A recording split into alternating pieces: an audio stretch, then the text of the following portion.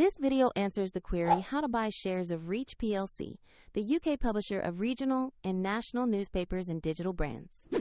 Reach Plc trades on the LSE plc under the ticker RCH.L, and this content is educational only, not financial advice. To buy shares, you need a broker.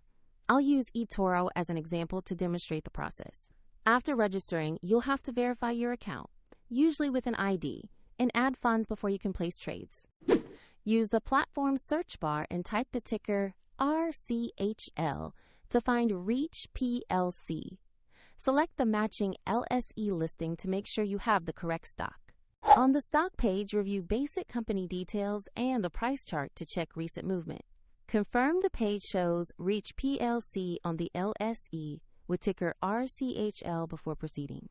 To place a buy order, click Trade or Buy, enter the amount you want to invest, then review and confirm the order. If the market is closed, the order may be queued or executed when the market opens, and if funds are insufficient, the platform will prompt you to add money before confirming.